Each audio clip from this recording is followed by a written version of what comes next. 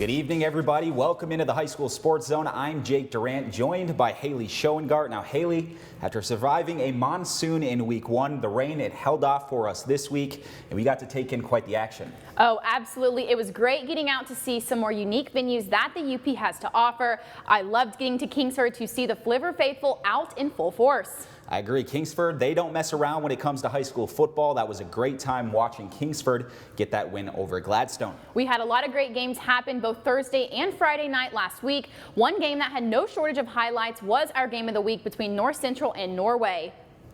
A lot of these highlights coming from the reigning Division II state champion North Central Jets, specifically junior quarterback Luke Gorzinski, who looked like he was just playing at a faster speed than everyone else on the field. Absolutely. This game has definitely slowed down for Gorzinski. He made so many unbelievable plays, and he made it look so easy as the Jets rolled the Knights 44-0.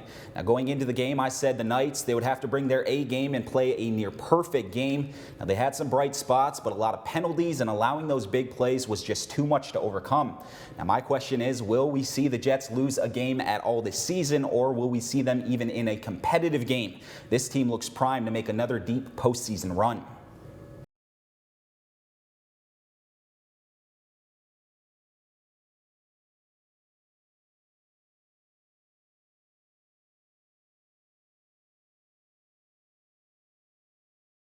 Don't go away. When we return, we're just getting warmed up here in the Sports Zone. We're going to reveal our top 3 plays of last week. It's our top 3-on-3 coming up after the break.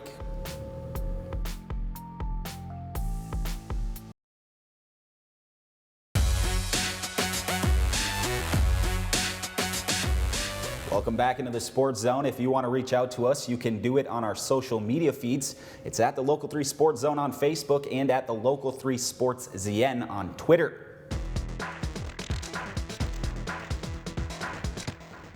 It's time to reveal our top 3 plays of week 2 of the high school football season. Now, these plays were so good, we had to tell the DJ to bring it back one more time. This is our top 3-on-3 plays, sponsored by Recycle 906. Number 3. Our number 3 play of the week is courtesy of Manastique's Wyatt Demers. Some good pressure there by the Emeralds defense, causing the rushed pass. Demers takes advantage as he steps in front and picks the ball off. He's going to head the other way 50 yards to the house for the touchdown to put Manastique up by 2 scores. The Emeralds would hold on to win the game over the Model Towners. Congrats to Wyatt. You get our number 3 play of the week. Number 2. Our number 2 play of the week features Zach Frusty of Superior Central. The Cougars hosting Engadine with 0.9 seconds left in the first half. Superior Central with one last chance to score before halftime. You would think a Hail Mary would be coming, but no. Frusty takes off running, and somehow, someway, he makes it into the end zone. Frusty had a huge day as the Cougs hold off Engadine for the victory. Congratulations, Zach. You get our number 2 play of the week. Number 1. And for our number 1 play of the week, we go to the Iron City. Negaunee taking on Calumet. Negaunee's Philip Nelson catching the pass, and he's going to put his defender in the spin cycle, and he'll finish with the touchdown. Let's take another look. Nelson able to stop on a dime, hit him with a spin, and he's into the end zone standing up. Great individual effort there by Nelson as the Miners go on to top the Copper Kings. Congrats, Philip. You get our number 1 play of the week. It's now time for our updated team rankings reveal. Now, we've only seen these teams play a couple of times this season, but the football landscape is already taking shape. Remember, these rankings can and will change from week to week. Here are our High School Sports Zone team rankings brought to you by 41 Lumber. We'll start in 11-man football. At number 1, we have the Kingsford Flivvers. At number 2, we have the Menominee Maroons. In the number 3 slot is Marquette. Westwood sits at number 4, and rounding out the top 5 is Escanaba. Negaunee and Bark River Harris get honorable mention. In the 8-man division, North Central takes the number 1 spot. Pickford is number 2. At 3, we have Ontonagon. Forest Park sits at 4, and Newberry enters our rankings at number 5.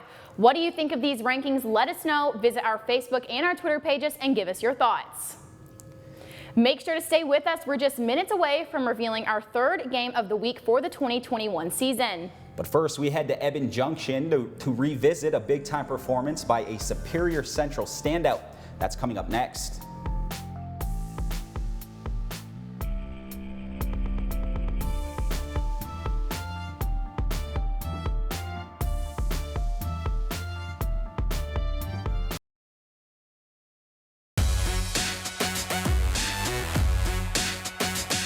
Welcome back into the Sports Zone. If you want to reach out to us, you can do it on our social media feeds. It's at the Local 3 Sports Zone on Facebook and at the Local 3 Sports ZN on Twitter. Also, you can keep up with us at upmatters.com/sportszone.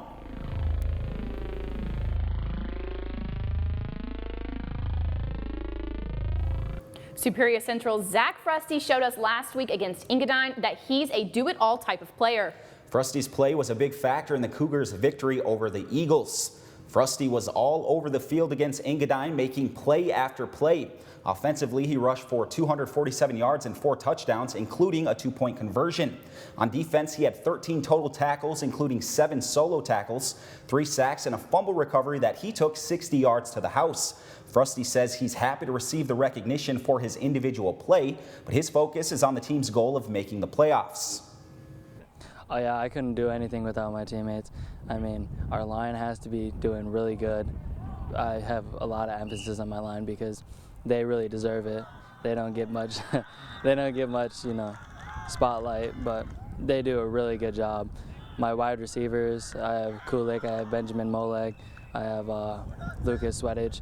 They do really good catching and blocking. My running back, Wyatt Smith, he does a really good job of just keeping that read option, keeping them truthful, of not always coming after me because I could just hand it to him and I know he'll keep trucking no matter what. Cougars head coach Sam Eggleston praised the way Frusty accepted and met every challenge the Cougars coaching staff threw at him throughout the game.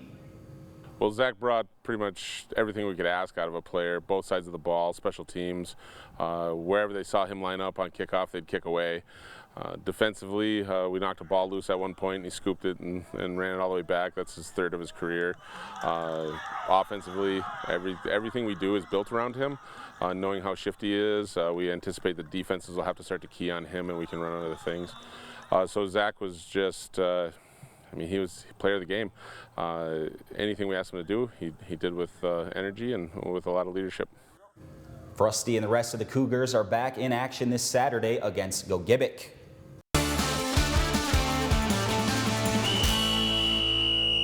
For this week's Coach's Corner, we head to Bronco Country to check in on the Bark River Harris football team. The Broncos find themselves 2-0 and entering week 3 of the season with growing confidence. Bark River topped Gwinn in week 1 and followed that with a win over West Iron County last week. Their offense is scoring 40.5 points per game, while their defense has been stingy, only giving up 12 total points. What makes it even more impressive is the Broncos are counting on mostly juniors and sophomores. The Broncos have only 6 seniors on their roster after losing almost their entire production from last season due to graduation. Despite the youth movement, head coach Al Stenberg says he's happy with what he's seen so far. This year, we've had to implement things really slowly and re-explain things, several times over. And that's not necessarily a bad thing. We didn't do a lot of hitting, we didn't do a lot of conditioning during practice. We just did a lot of explaining and walking through, correcting mistakes, walk through again. And early on, in practice, I'd mention things to the offensive line, and I had to keep reminding myself that I have 0 returning offensive linemen. The one kid that's on our offensive line played end last year, so you really have to just take things slow and learn as you go. So far we've shown a lot of growth, so I'm happy with where we're at. The Broncos are back in action this Saturday at Kalkaska. Coming up on the Sports Zone, we're going to reveal where we're headed for our next game of the week. But first, we head to Powers for our next player spotlight, and we'll take a deep dive into one of the oldest interstate rivalries that involves a UP team.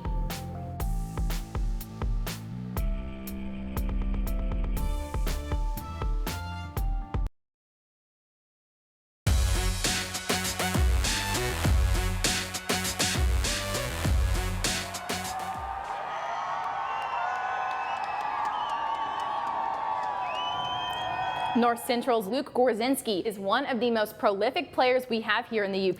Gorzinski is leading the Jets in their title defense, and he's doing so with his biggest supporter on the sidelines. The 2021 high school football season will be headlined by the North Central Jets. No matter the opponent, the Jets are a must-see for football fans. The star of the show is junior quarterback Luke Gorzinski. He helped lead the Jets to a state championship last season while making the All-State First Team and All-UP Dream Team as a sophomore. His leadership and playmaking abilities have the Jets primed for yet another state title run. it just helps you build on to the next year. It keeps everyone coming. We have had 21 kids. It's the most we've ever had since we went to 8-man. But coming off that, the kind of hype and the grind, all season you get to put on because you're the reigning state championship. You got that target on your back, and it's just an awesome feeling to know you're at the top of the world there, and we're trying to get there again. With him on the field, they all believe that they can get it done. There's never a down and distance that's too far. There's not a play that we're not going to make. He just brings that attitude. He plays with class, and the guys really like that. And he keeps everybody in check. Just 2 games into the season, Gorzinski is looking almost unstoppable. Just last week against Norway, he ran 10 times for 147 yards with 3 scores and hit 7 of 11 passes for 132 yards and 2 more touchdowns. Gorzinski's biggest fan cannot be found in the stands, rather the sidelines. Luke's father, Leo Gorzinski, is the head coach for the Jets. Football acts as a bonding experience for the father and son, but it's not always easy. Actually, that's the hardest thing out of this whole thing to do is to coach my own son. If anybody that watched the game tonight, just let go of the ball or run it. Don't sit there and take those extra hits. But he wants to battle. He wants to compete. I've played my whole career for my dad, all the way up from when I was a little tyke playing in Pop Warner all the way up to now. So like I said, we share a brain. I know all the plays he's going to call before he plays them. It's an awesome connection we have. For the Gorzinski family, football is everything. Every dinner, that's what we talk about. I think I play football for rent at my house, but it's a pleasure to have it. It's a privilege not many kids get to share that kind of bonding time with their father, and it's great. As a dad and as a coach, you can't ask for a better person and a better player.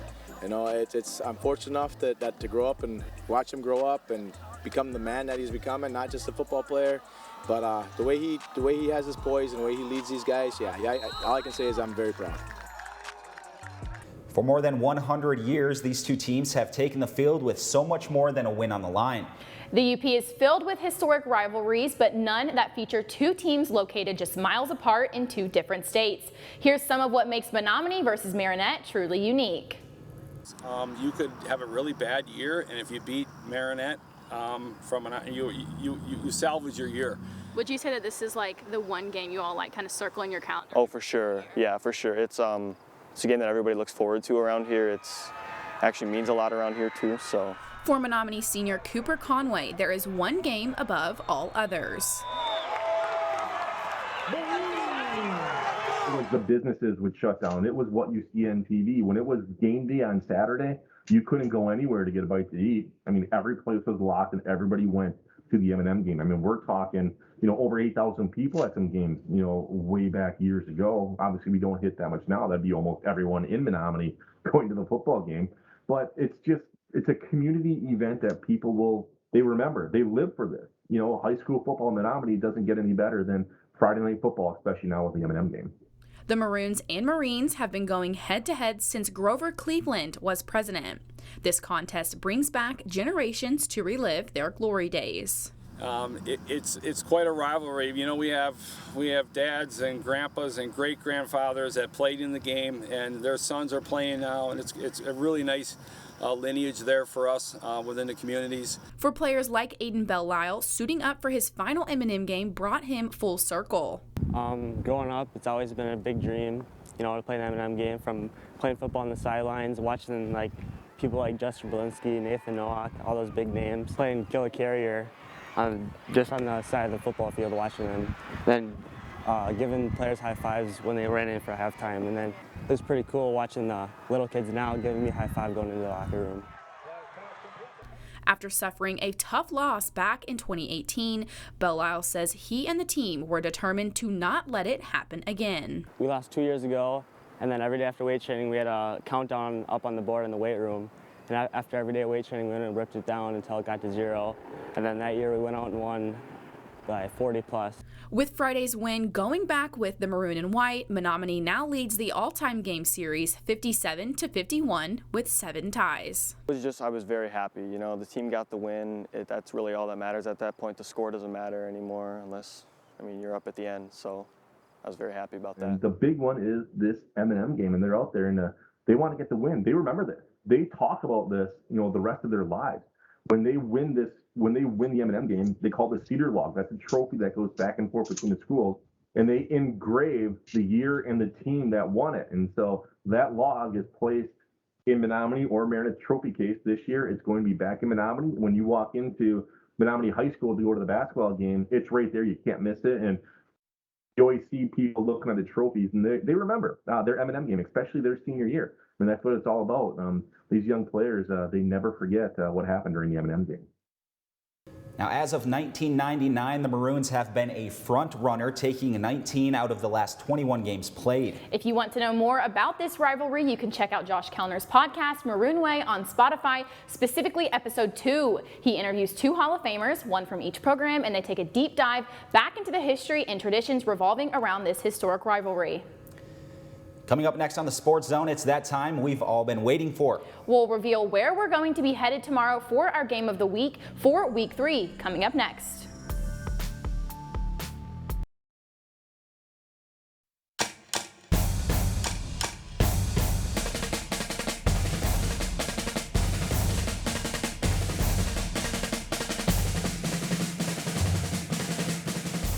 Escanaba returns to their home field to play a game in front of their home fans for the first time in 2 seasons tomorrow night.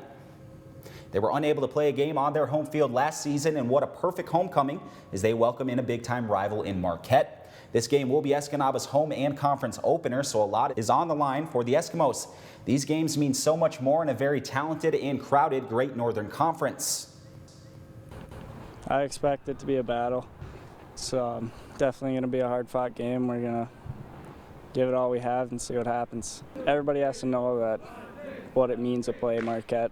It's obviously a big rivalry, and we're going to have to come to play. They know what we have. We know what they have, so it's going to be a really hard-fought game all around. We're really excited to get back out there. It's going to be a really fun game to actually be at home for once. Since I've started playing on varsity, I've only been able to wear 1 jersey, so it's going to be nice to be in a black jersey, be at home in front of the home fans, home crowd, so I'm really excited for that.